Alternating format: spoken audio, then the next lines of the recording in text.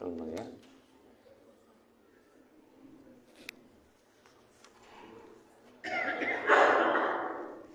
Bismillah, assalamualaikum warahmatullahi wabarakatuh.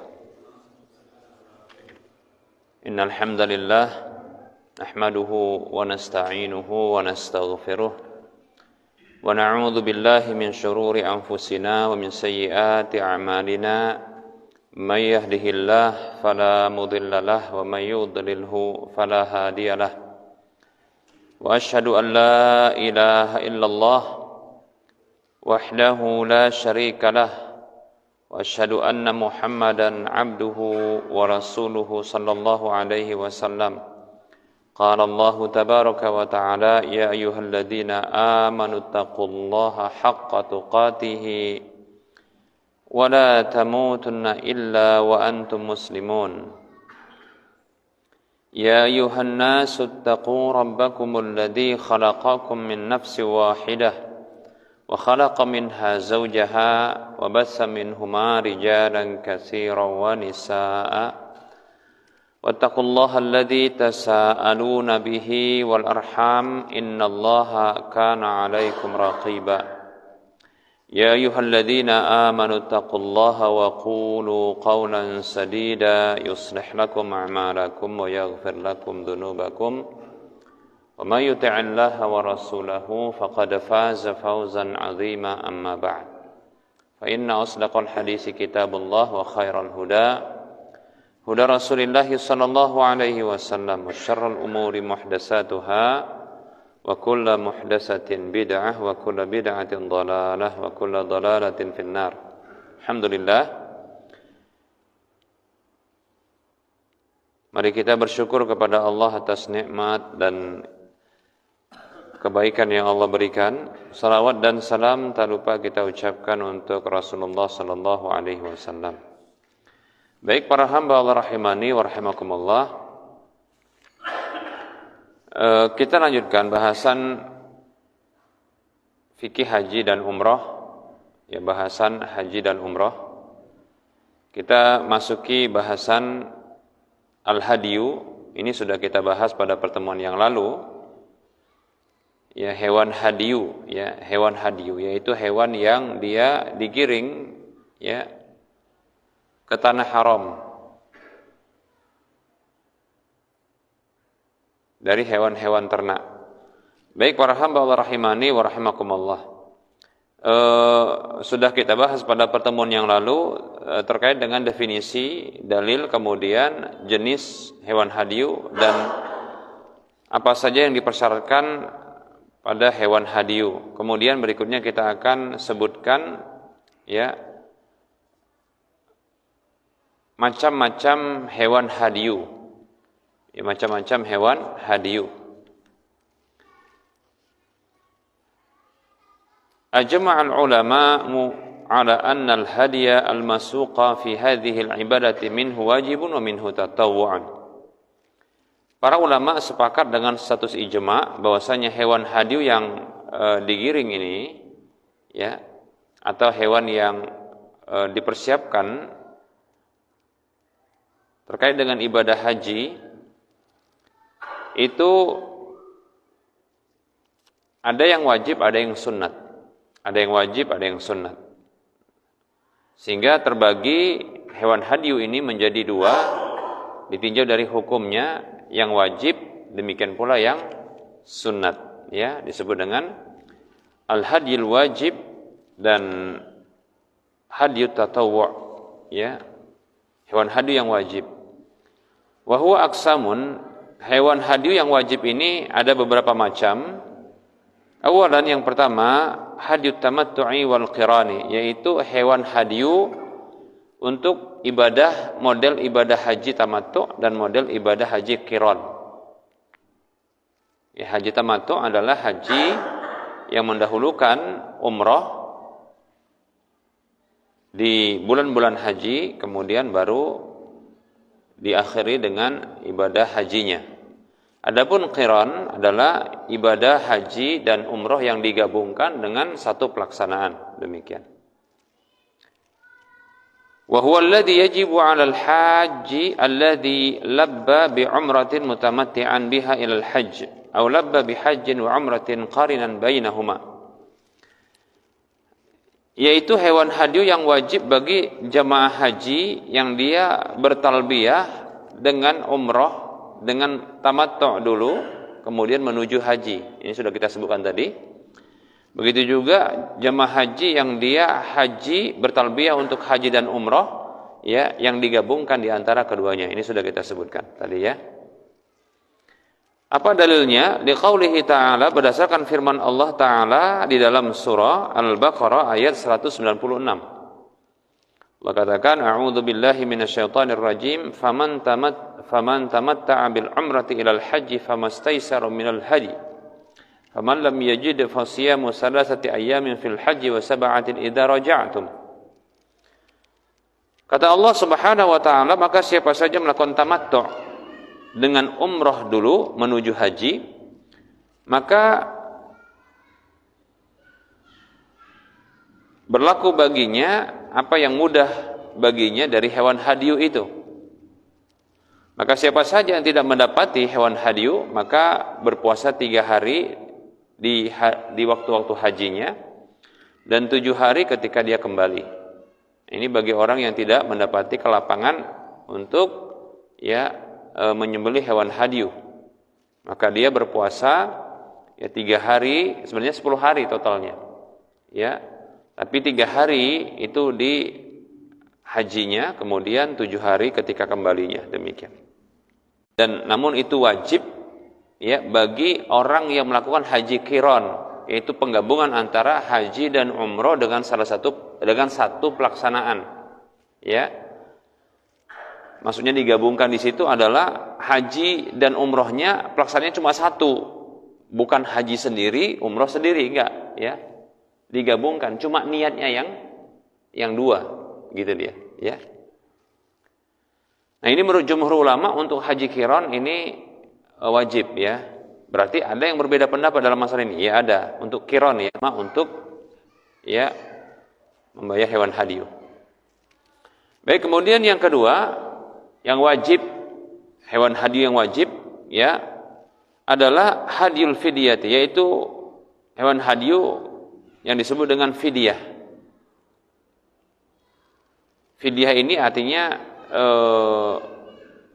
fida, nebus. Fidyah artinya tebus. Hadyu yang wajib bagi seorang jamaah haji apabila dia mencukur rambutnya karena ada penyakit seperti kutuan, berkutu, atau karena hal-hal yang lain, atau hal-hal yang mengganggu yang lainnya.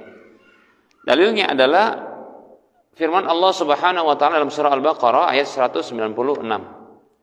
Di ayat yang sama, tapi kelanjutannya, ya. Allah katakan, a'udzu billahi minasyaitonir rajim, faman kana minkum maridan aw bihi adzam min ra'sihi fa fidyatun min siyamin aw shadaqatin aw nusuk. Kata Allah Subhanahu wa taala, siapa saja di antara kalian yang sakit berkutu lantas mencukur rambutnya, maka dia, ya, bayar fidyah, ya. Nah, di sini ada pilihan, fa fidyatun, maka ada fidyah, tebusan untuk hal tersebut berupa puasa atau sedekah atau nusuk, ya, yaitu menyembelih. Jadi memilih dari yang 3 ini. Dia puasa atau dia bersedekah. Bersedekah berarti kasih makan, ya. Atau dia nyembelih. Nusuk itu artinya menyembelih. Bukan nusuk gitu, ya. Itu nusuk sate, ya. Nusuk itu artinya apa? Menyembelih, ya. Baik, wa yakunu mukhayyaran bainal hadi bainal it'ami wasyami kama taqaddam. Ya, maka, ya, jemaah haji yang seperti ini kondisinya, sakit, ya, atau ada gangguan di kepalanya lalu dia mencukur, gitu, ya. Maka dia dikasih pilihan antara dia menyembelih hewan atau dikasih makan atau dia puasa, sebagaimana telah berlalu pembahasannya. Waqad alhaqal jumhur bihadha an-naw'i ijabal hadi 'ala man taraka wajiban min wajibatil haji. Jumhur ulama mengiringkan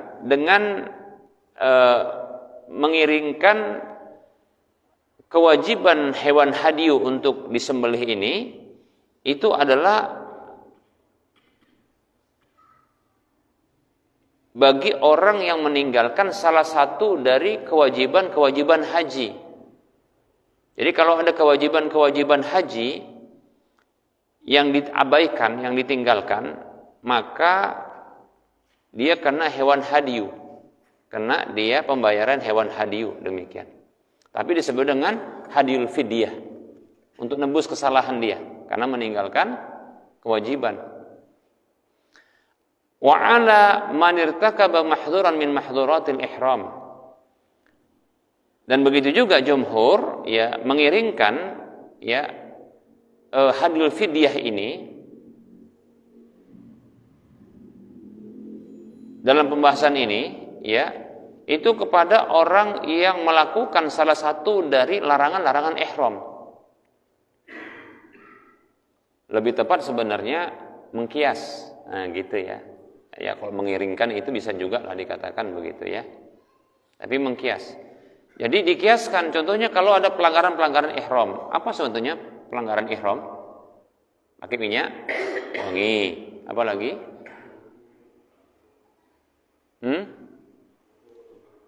Memakai pakaian berjahit, nah, contohnya.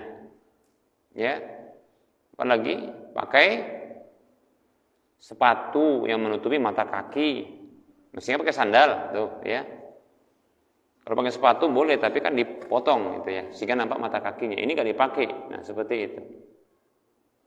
Apalagi mencabut bulu, katakan begitu, bulu atau memotongnya. Sebenarnya kalau dalam ayatnya itu ada dipotong karena sakit ya. Nah, pokoknya ada pelanggaran dilakukan seperti itu. Mahdhuratul ihramnya itu sudah kita bahas. Nah, jumhur ulama menyatakan kena fidyah.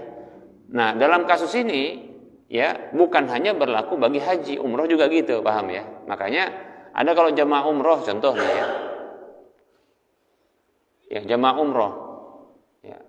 Mungkin ketika dia sedang ihram, tiba-tiba dia mungkin karena tertarik mungkin ya dengan salah satu jamaah umroh yang lain untuk melamar, nggak sabar dia dilamarnya ya anak jamaah umroh tersebut yang bareng sama bapaknya ya, Pak saya lamar anak bapak ya, katanya tempat saya lamar anak bapak, nggak sabar dia ya. Karena dapat informasi bahwasanya ya anak ini sebenarnya ngebat juga, kalau bisa dapat jodoh di sini katanya gitu kan, waktu pas lagi umrah gitu ya. Rupanya pas pula ditawarkan, diterima pula, jatuh kepada apa?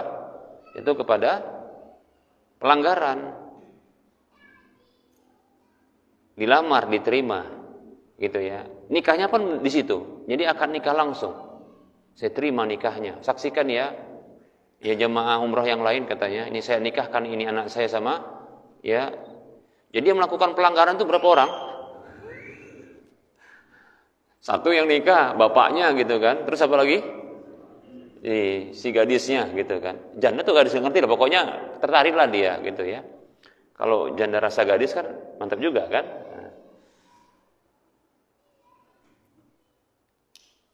Rupanya kena denda. Apa kata si laki-laki? Daripada ke teko nggak apa-apa lo kubayar, ya kan? Kubayar apa? 3 kambing ini katanya. Wah mantap kali ya. Ya maka kena dia. Namanya apa?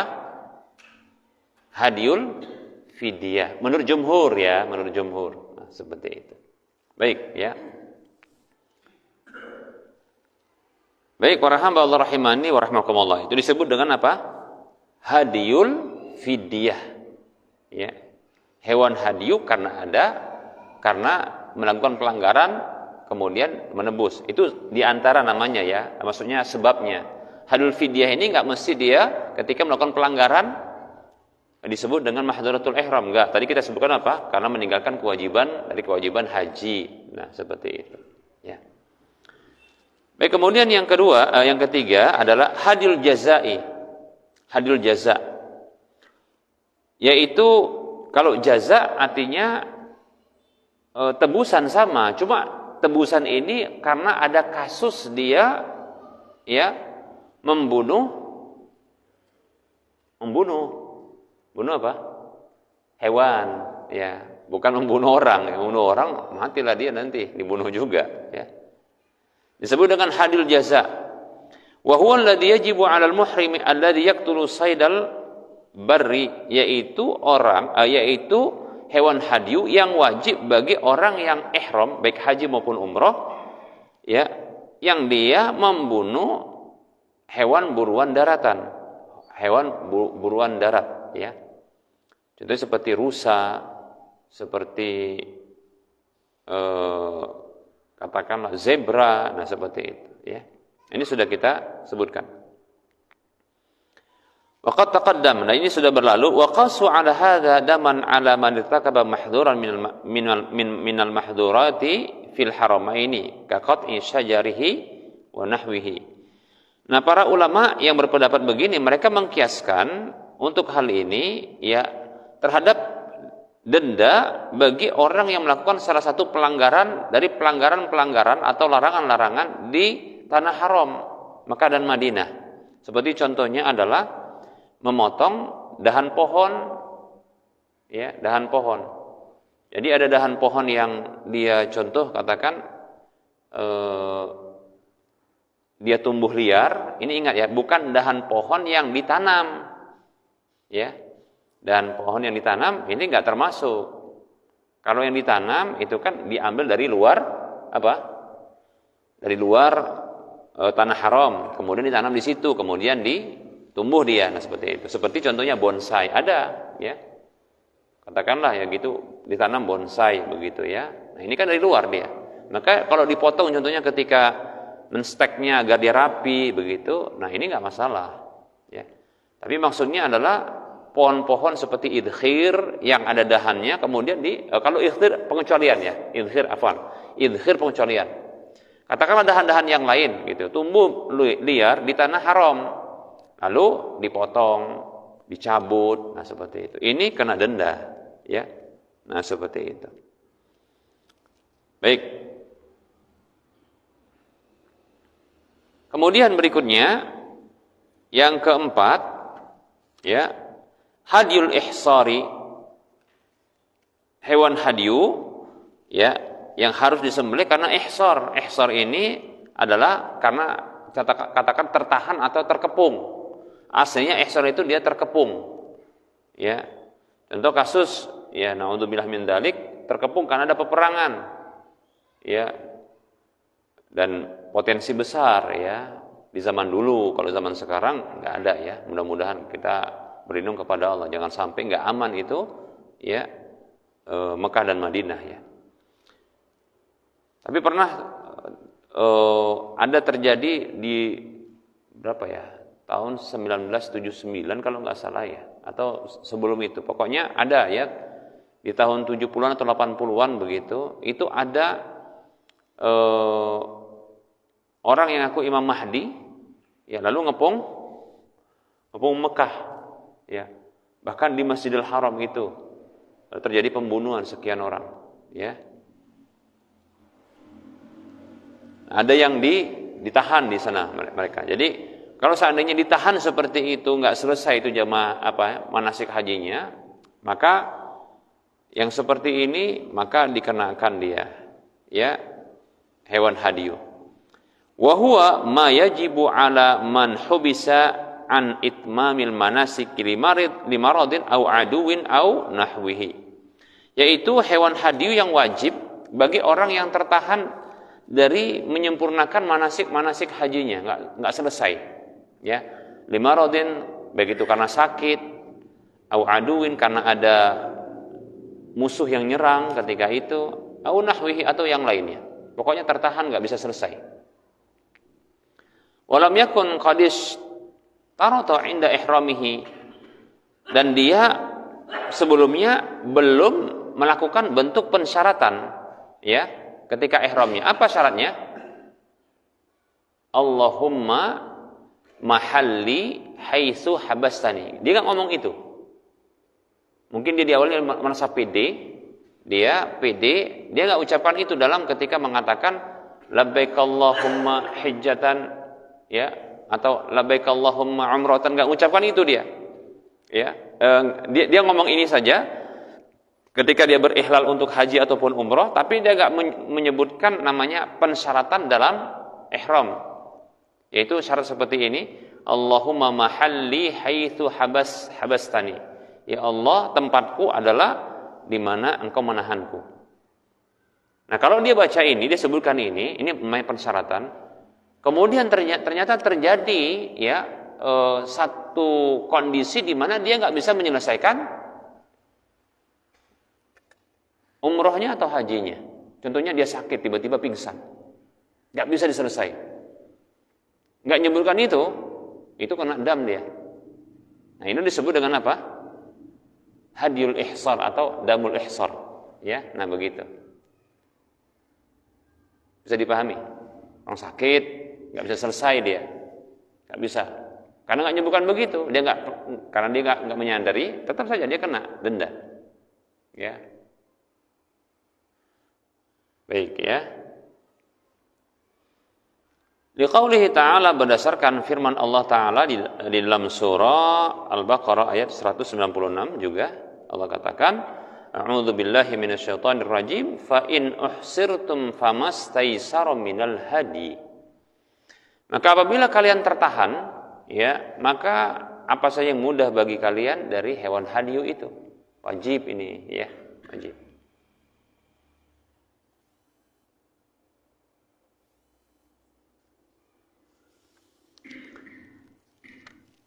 Kemudian, ya,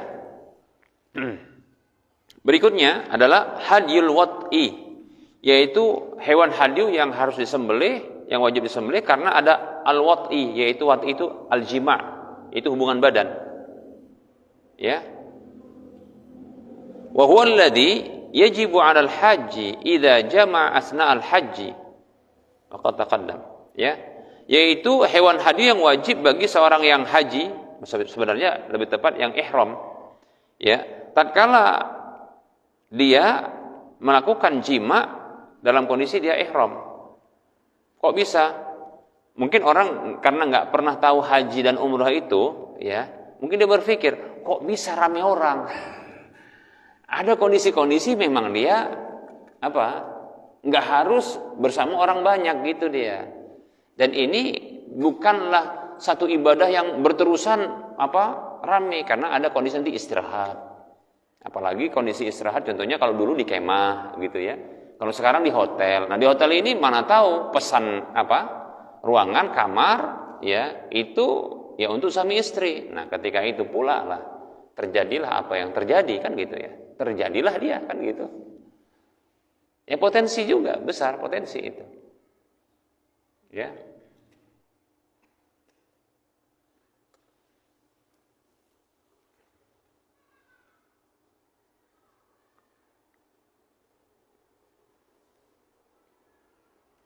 Baik, ya. Nah, jadi berhubungan badan maka dikenakan denda. Nah, pertanyaannya begini, Ustaz, gimana kasus tadi? Kasus tadi itu, yaitu apa? Dia dapat peluang, lalu dia akad nikah dalam kondisi apa? Dia ihram, kan gitu kan? Karena udah nanggung ini, udah kena kena punishment, ya. Apa tadi? Pelanggaran pelanggaran mahdhuratul ihramnya dilakukan, yaitu apa? Ngelamar, akad nikah, kemudian nanggung, katanya udah sekalian aja lah katanya. Tapi masih dalam kondisi ihram. Gimana itu? Masing-masing itu ada larangannya. Ngelamar, apalagi akad nikah, itu sendiri adalah larangannya masing-masing. Kemudian berikutnya adalah jima. Nah, berarti wallahu ta'ala alam, barangkali ada yang berpendapat bahwasanya cukup satu. Kenapa? Cukup satu. Kenapa? Karena selama belum dibayar ya dendanya, maka dia satu saja, masih dalam satu pelanggaran. Tapi wallahu ta'ala alam, ya, ana condong bahwasanya ini masing-masing adalah pelanggaran tersendiri. Apa? Melamar itu sendiri pelanggarannya. Jadi ngelamar nggak nikah itu pelanggaran. Katakanlah nikah tapi nggak ngelamar, karena ngelamarnya sebelum masuk ihram, nah gitu. Jadi pas nikahnya di apa? Pas ihram. Kenapa? Payah kayaknya. Pas lagi di sini, pas lagi muter tawaf ini katanya. Biar di depan apa? Ka'bah katanya, kan gitu kan lebih mantap. Lagi pakaian ihram. Payah kalau nggak kayak gini, nanti nggak bisa pakaian ihram di mana? Di depan Ka'bah. Maka dilakukan ketika dipaksakan untuk akad nikah di depan Ka'bah dalam kondisi ihram, nah gitu. Nah itu sendiri. Kemudian jima juga sendiri. Lah ini dalam satu waktu. Ya, ngelamar, diterima, terus udahlah akad saja. Lagi rame ini, pakai ihram lagi kan gitu. Biar ada dokumentasinya. Lakukan lagi sekaligus.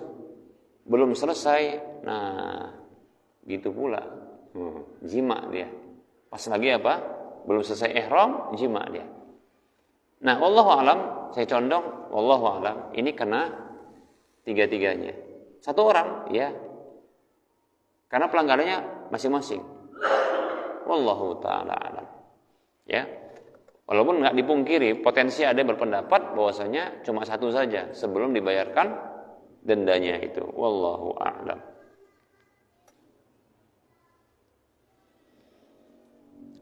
Kemudian, ya, berikutnya, ya, hewan hadyu berikutnya adalah hadyun nadri, ya, yaitu hadyu karena nazar. Wa huwa wajibun 'ala man nadarahu, yaitu hewan hadyu yang wajib atas atau bagi orang yang menazarkannya. Mungkin dia bernazar ya untuk nanti nyembelih dalam kondisi dia apa? Haji atau umroh, mungkin gitu, dia nazar. Apa katanya? Ya. Ini ecek-ecek ya, orang Medan bilang ecek-ecek ini. Ini bukan anak nih contohnya kan. Contohnya begini. Ya Allah, aku bernazar kepadamu katanya. Kalau nanti aku bisa nikah yang kedua, nah, contohnya gitu ya. Maka aku akan ya menyembelih hewan hadyu ya ketika umroh. Nah, gitu contohnya.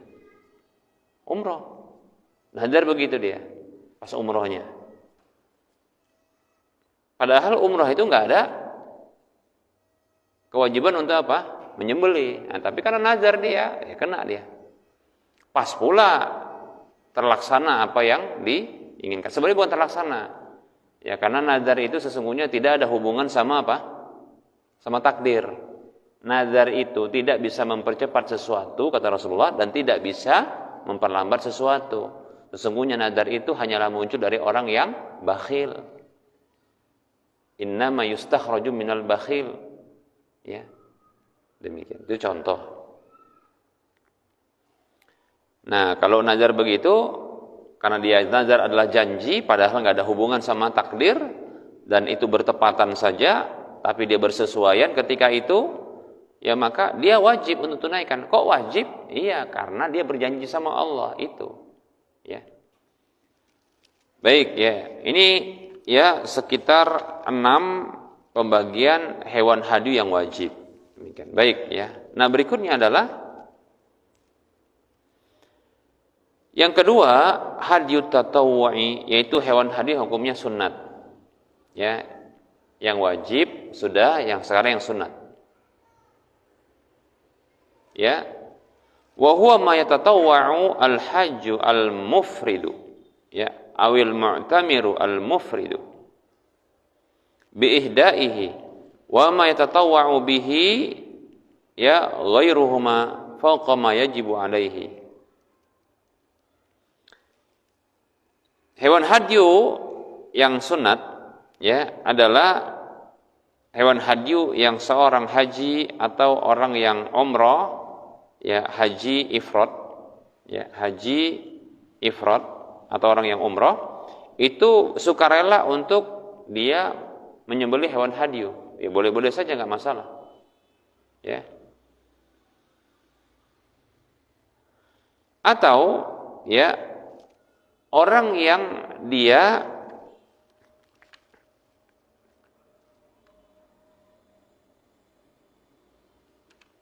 berhaji dengan haji tamattu, demikian pula haji qiran, dia dengan melebihkan haji tamattu dan haji qiran ketika dia di akhirnya nanti dia menyembelih hewan hadyu, itu hukumnya wajib. Tapi yang wajib cuma satu, paham ya? Lalu dia ingin nambah 2, 3, ya. Maka kelebihan dari satu ini yang tatawwu, yang sunat namanya. Hukumnya nggak wajib, paham ya? Demikian. Baik para hamba Allah rahimani wa rahimakumullah.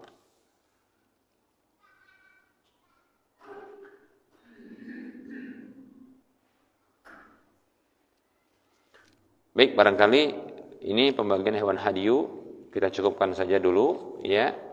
Insyaallah taala kita akan lanjutkan pada pertemuan yang akan datang ya.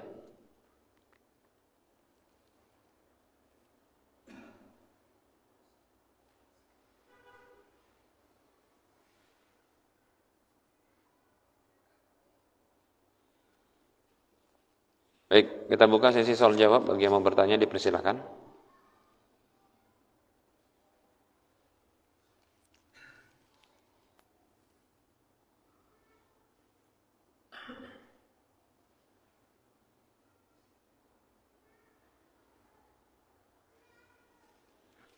Silakan kalau mau bertanya. Ya, silakan Pak.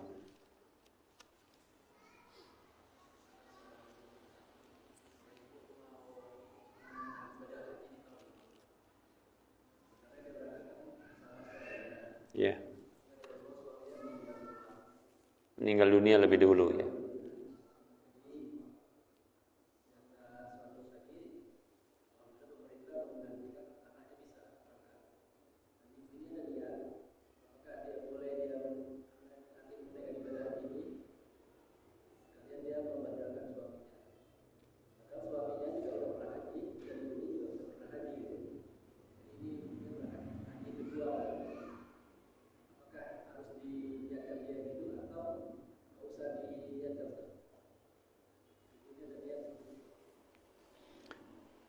Jadi pertanyaannya seorang wanita awalnya daftar haji dengan suaminya untuk berangkat di satu waktu keberangkatan haji. Ternyata suaminya lebih dahulu meninggal dunia. Lalu digantikan sama anaknya sehingga bisa berangkat dengan anaknya.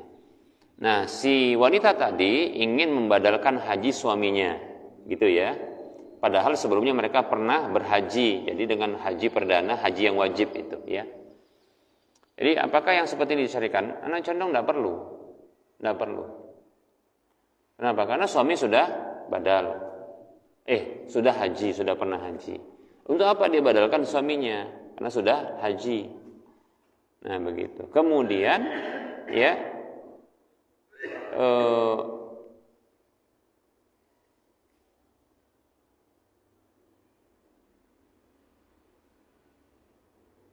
nah, kemudian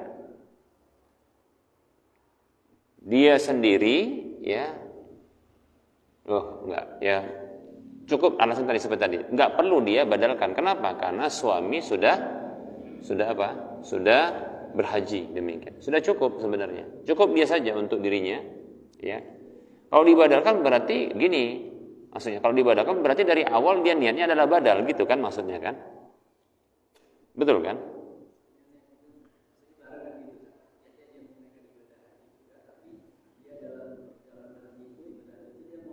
Badalkan ke suaminya gitu ya. Sebenarnya nggak perlu ya. Dan insyaallah taala ya anaknya yang menggantikan dirinya ya itu cukup untuk bisa sampai pahalanya kepada si ayah tersebut, begitu. Anak tadi. Kan anak kandung tadi kan yang bersama dia kan. Nah, begitu.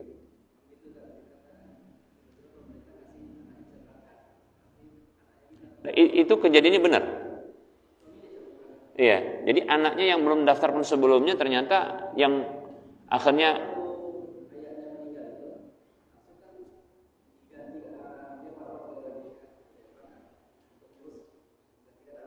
iya, bisa langsung ya. Bayar penyesuaian.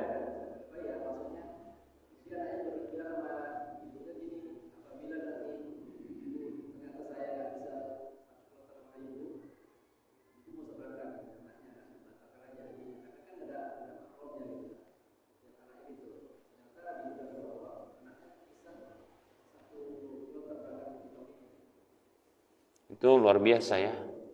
Bagus yang seperti itu. Kasus seperti ini memang kalau bisa diupayakan ya. Dulu sih kayaknya nggak bisa gitu. Kayaknya kebijakan baru ya kayak gini ya. Allahu a'lam ya. Ya ini bagus ini sebenarnya ya. Baik ya. Jadi anak condong nggak perlu dibadalkan ya. Jadi biarkan ibu tadi itu dia sendiri lakukan ya. Kemudian si anak tadi insya Allah yang dia berhaji atas dasar pertama dia seorang anak dari ayahnya kan gitu. Maksudnya dia anak dari sang ayahnya. Kemudian dana yang digunakan juga dana ayah kan, sehingga si anak tadi berangkat. Ini sudah cukup sebenarnya untuk si ayah tadi dapat pahala gitu loh. Kan tadi maksudnya supaya badal supaya dapat pahala gitu kan. Gitu kan maksudnya kan? Iya. Tapi insya Allah dia dapat dari anak, sudah cukup itu. Iya. Demikian.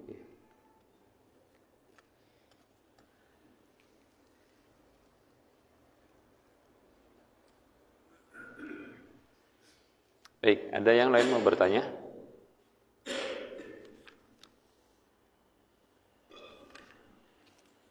Ada yang mau nanya, silakan.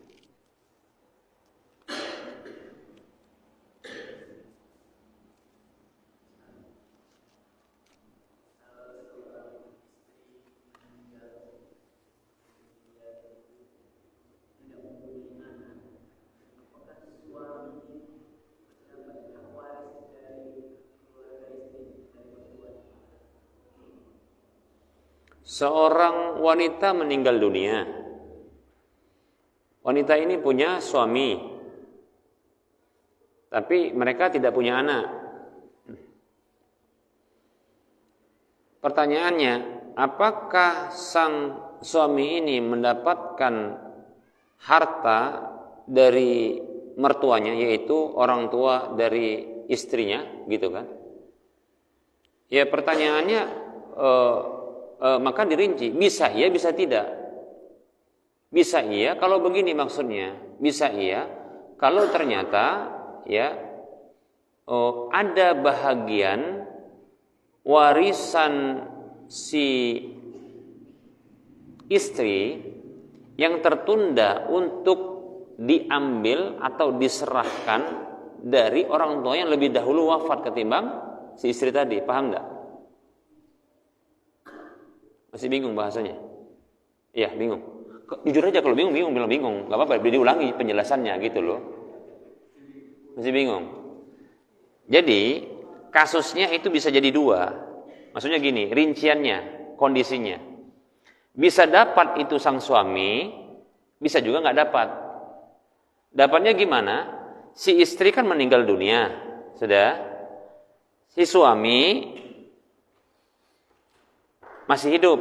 Kalau istri ini ada harta, maka tentunya si suami bisa dapat bagian dari harta istri. Berapa dapat harta si suami dari harta istri yang sudah meninggal dunia? Kalau ada anak, maka 1/4. Kalau tidak ada anak, maka setengahnya. Paham ya? Permasalahannya adalah mungkin begini tadi. Pertanyaannya kan dari harta mertua si suami tadi gitu kan, yaitu mertua istri atau mertua suami kan? Mertua suami kan? Iyalah.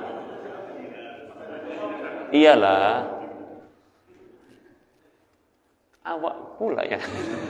Bingung. Jadi awak yang bingung nih. Coba perhatikan dulu. Jadi oke, nggak usah ke situ dulu. Jadi anak ulangi.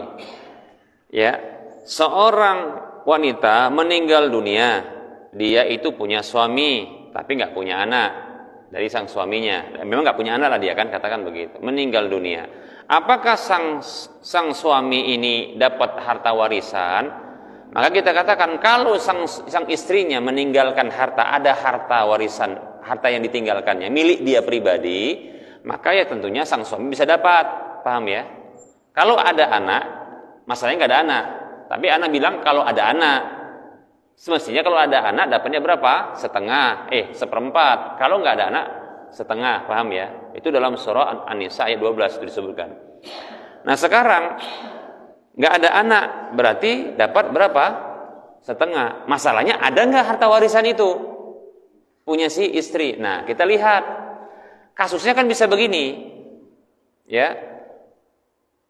Ketika si istri ini, wanita ini meninggal dunia, ternyata sebelumnya ada orang tua dari si wanita ini yang lebih dahulu meninggal dunia, yang punya harta warisan, paham ya? Namun belum dibagi, paham nggak? Belum dibagi, sudah. Maka sebenarnya berarti dari harta peninggalan sang orang tua, ya, yang lebih dahulu meninggal dunia ketimbang sang wanita ini, itu ada harta warisan sang istri si wanita ini, paham kan? Maka dari sinilah sang suami berhak untuk mendapatkan jatah dia. Kalaulah bahasanya tadi apa? Apakah bisa seorang suami mendapatkan harta dari mertuanya? Ya inilah contohnya. Sebenarnya bukan dari mertuanya, tapi apa? Dari istrinya yang tertangguhkan hartanya karena belum dibagi ketika meninggal mertuanya. Paham nggak? Gitu sebenarnya. Paham nggak? Paham di sini? Kalau mertuanya meninggal setelah anaknya yang perempuan tadi meninggal. Inilah mau disebutkan. Yang kedua, Ana tanya dulu, antum paham tadi yang pertama? Nampak kali kalau ngebet kayaknya nggak bisa tahan ini. Soalnya udah nanya langsung, padahal mau dijelaskan. Kalau ngebut kayaknya langsung ini gitu ya. Kalau ada peluang, masalahnya belum ada peluang, kayak awak juga belum ada peluang nih kan. Baik, kondisi yang kedua adalah ketika ya ternyata sang orang tua dari sang wanita ini masih hidup ketika meninggalnya siapa? Istrinya si wanita ini, gitu ya. Maka apakah bisa dapat harta ya dari orang tua si istrinya?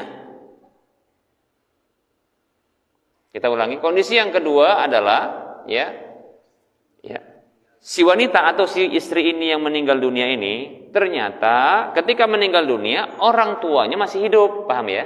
Orang tuanya masih hidup.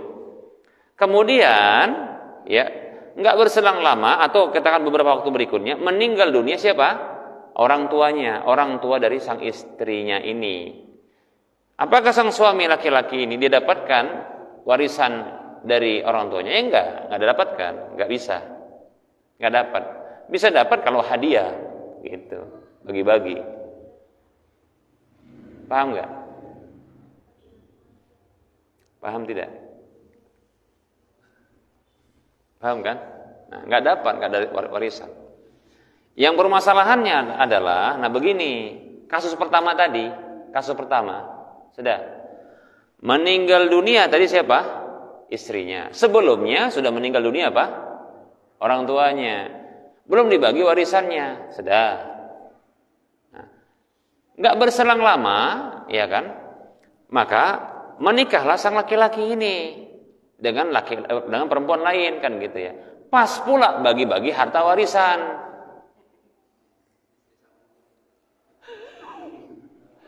Ada warisan. Mestinya ya seharusnya memang dapat. Cuma masalahnya dari pihak keluarga si istri yang meninggal dunia ini katakan dia udah kawin katanya. Nah, di situ masalahnya nggak dapat ini. Bukan nggak dapat, mestinya dapat tetap haknya. Karena ini pernah kasus terjadi, ya Pak, ditanyakan itu ya, kasus keluarga beliau. Terus gimana?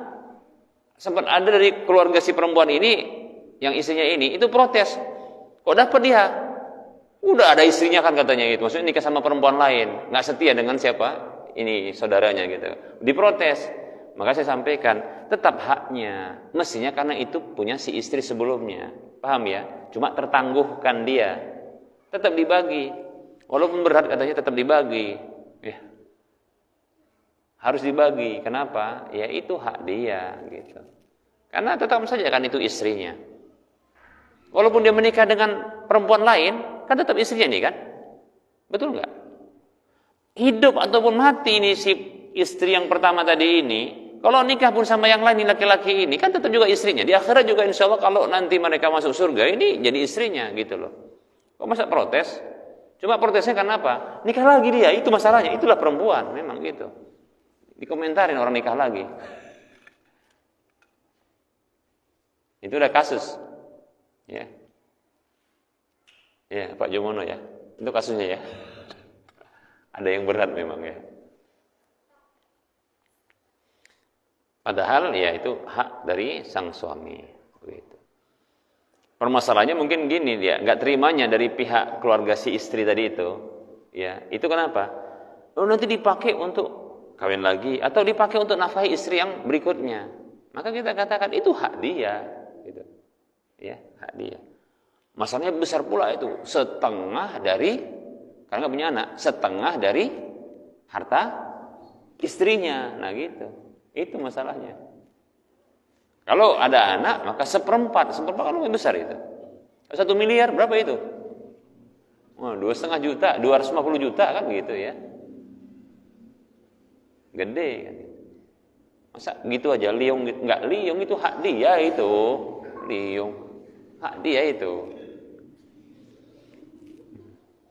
Baik, cukup. Siapa yang mati tadi?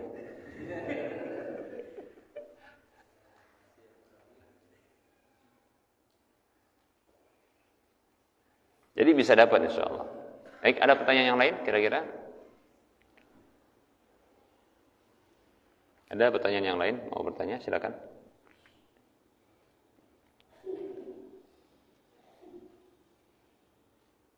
Nih, Pak dosen mau tanya enggak? Biasanya nanya.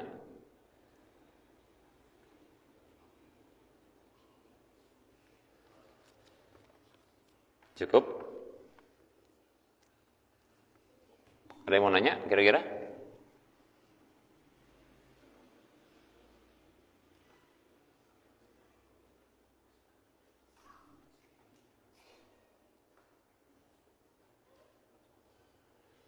Baik, kalau tidak ada kita cukup saja. Mudah-mudahan bermanfaat. Mohon maaf atas segala kekurangan. Insyaallah kita lanjutkan di lain kesempatan. Wassallallahu ala Muhammad wa ala alihi wa ashabihi ajma'in. Subhanakallahumma wa bihamdika asyhadu an la ilaha illa anta astaghfiruka wa atubu ilaika walhamdulillahi rabbil alamin. Assalamualaikum warahmatullahi wabarakatuh.